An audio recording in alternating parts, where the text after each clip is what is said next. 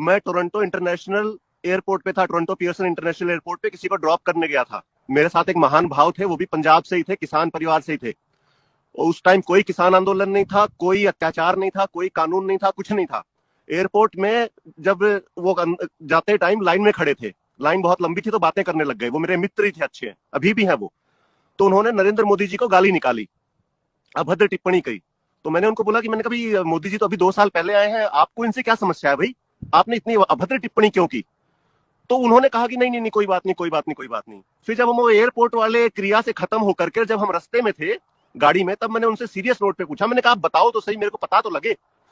जो बात उन्होंने बताई वो सुननी चाहिए। उन्होंने कहा कि प्रमोद भाई, ये व्यक्ति जो था, जिस हिसाब से भारत के अंदर अराजकताओं की सरकार चल रही थी, गठबंधनों की सरकार चल रही थी, कभी किसी को तोड़ लिया, कभी किसी को मोड़ लिया, जिस हिसाब की पॉलिटिकल इनस्टेबिलिटी थी उस देश के अंदर, हमें यह था कि जो रेफरेंडम हम 2020 में करवा रहे थे, जिस रेफरेंडम के लिए हमने 2020 रेफरेंडम के लिए पैसे इकट्ठे कर लिए थे, वो रेफरेंडम के टाइम हम खालिस्तान की नींव खोद देते और उसके अंदर पत्थर डाल देते। लेकिन इस व्यक्ति ने आकर के उसकी धज्जियां उड़ा दी हैं। मैंने कहा वो कैसे? कह रहा इसने भारत को एक पॉलिटिकल लीडरशिप दे दी है, इससे हमें प्रॉब्लम है। मैंने कहा, और उसने कहा कि इसने हिंदुओं को जातियों से ऊपर उठ करके और अपने देश के लिए और अपने राष्ट्र के लिए एक कर दिया है, इसलिए हमें इससे नफरत है। हमें इससे नफरत इसलिए है क्योंकि इसने हमें एक परमानेंट डैमेज कर दिया है। मैं कहा जी परमानेंट कैसे डैमेज कर दिया? उस टाइम योगी आदित्यनाथ भी आ चुके थे मुख्यमंत्री के तौर पे। तो मैंने कहा जी परमानेंट कैसे? कह रहा है आज दुनिया के सामने सबसे बड़ी प्रॉब्लम यह है कि दुनिया के किसी भी देश के पास लीडरशिप नहीं है, चाहे अमेरिका लगा लीजिए, फ्रांस लगा लीजिए, जर्मनी लगा लीजिए। कह रहा है इसने ना सिर्फ भारत को 15-20 साल के लिए अपने नेतृत्व में एक लीडरशिप दे दी है, बल्कि इसने second line of leadership, third line of leadership, even fourth line of leadership भी तैयार कर दी है। जैसे कि अमित शाह, योगी आदित्यनाथ के अन्नामलाई जैसे लीडरशिप आ रहे हैं ना भाजपा के अंदर, और ईमानदार लीडर्स हैं। समस्या इस चीज से है, और समस्या सिर्फ इन भाई साहब लोगों को नहीं है जो ये बॉर्डर पे बैठे हुए हैं, शंभू बॉर्डर पे।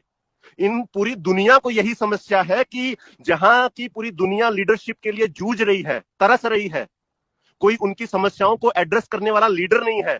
और भारत को इतना स्ट्रांग लीडर कैसे मिल गया? समस्या इस चीज से है। तो पर्सनली जो आम ये लोग नफरत कर रहे हैं, वो तो इस वजह से नफरत कर रहे हैं कि हमारे मंसूबों पे पानी फिर गया।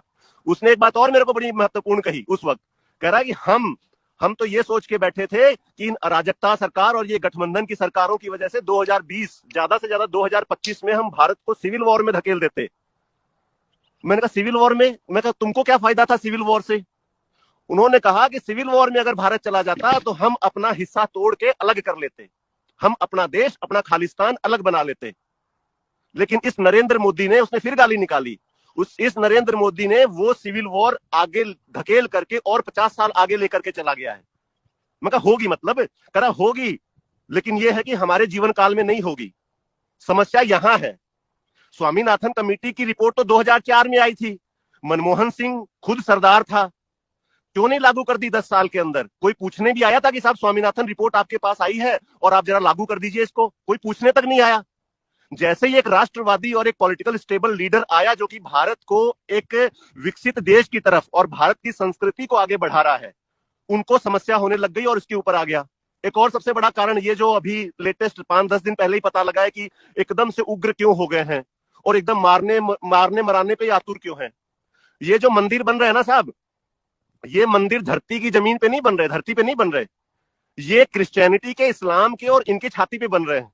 जिस हिसाब से भारत का युवा के अंदर चेतना आ रही है, जिस हिसाब से छोटे छोटे लड़के धर्म की बात करने लग गए हैं, सनातन की बात करने लग गए हैं, इन लोगों को समस्या ये है कि हम ये जो शंभू बॉर्डर पे बैठे हुए हैं, कि जिस हिसाब से सनातन बढ़ रहा है, ये हमें अपने आप के अंदर संभालेगा। क्यों संभालेगा?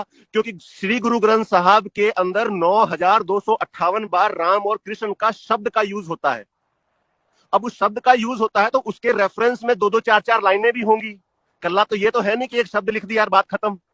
अब उस एक शब्द के ऊपर जब 2-2 4-4 लाइनों का रेफरेंस होगा तो 9000 को आप 4 लाइनों उससे गुणा करिए तो कितना मटेरियल उस पवित्र ग्रंथ में जो है वो सनातन को लेकर के दिया गया है। इनको ये है कि जिस हिसाब से सनातन का प्रमोशन हो रहा है उस हिसाब से तो जो है हमारे लिए समस्या है। कारण ये है। एक और इनका मेन कारण ये है, हाँ जी बोलिए। नहीं, आप अपना कारण बताइए प्लीज, मैं अपनी बात बाद में पूछूंगा जी। तो पहला कारण नफरत का जो था वो सिविल वॉर को अवॉइड कर दिया। दूसरा कारण नफरत का जो है वो सनातन का रिवाइवल है। और वो सनातन का रिवाइवल सिर्फ भारत में नहीं है, वो सनातन का रिवाइवल पूरी दुनिया में है। और वो पूरी दुनिया में इस हद तक है कि आज रशियन गोरा भी हरे कृष्ण हरे राम कर रहा है। आज कनाडा के अंदर जो गोरा बैठा है, जो अमेरिका के अंदर गोरा बैठा है, जो इंग्लैंड के अंदर गोरा बैठा है, जो बीफ खा करके, जो गाय का मांस खा करके बीमार हुआ पड़ा था, उसको ये पता लग गया है कि योग करने से मेरी बहुत सारी समस्याओं का हल है। उसको ये पता लग गया है कि मेडिटेशन करने से जो हमारी एक बहुत बड़ी जनसंख्या डिप्रेशन के अंदर जा रही है, उसका हल है, उस डिप्रेशन से हम बाहर निकल सकते हैं। जब उनको इन दो समस्याओं का पता लग जाता है तो उस गोरे के अंदर जिज्ञासा होती है। वो गोरा दिहाड़ीदार नहीं है कि सुबह 8 बजे से लेकर रात को 10 बजे तक दिहाड़ी पे ही है। उसका खुद का घर है, वो फ्री रहता है। जैसे हिंदुस्तान में लोगों के पास बहुत फ्री टाइम है, फिर वो हिंदुज्म के बारे में रिसर्च करने लगता है।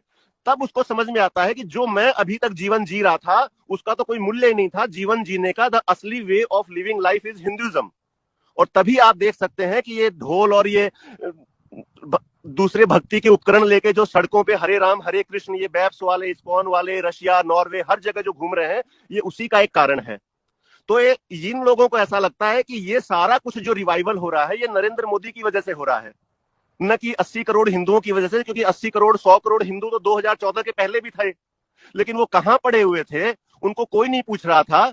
और हम जो है, हमने पीछे इंग्लैंड में और पूरे वेस्ट के अंदर पिछले 40 साल से हम गुरुद्वारे बना रहे थे, हम लंगर लोगों को खिला रहे थे, हम लोगों को ये समझाने में लगे हुए थे कि जो सिक्खी है, जो यंगेस्ट रिलीजन है इस दुनिया का, वो ही बहुत अच्छा है।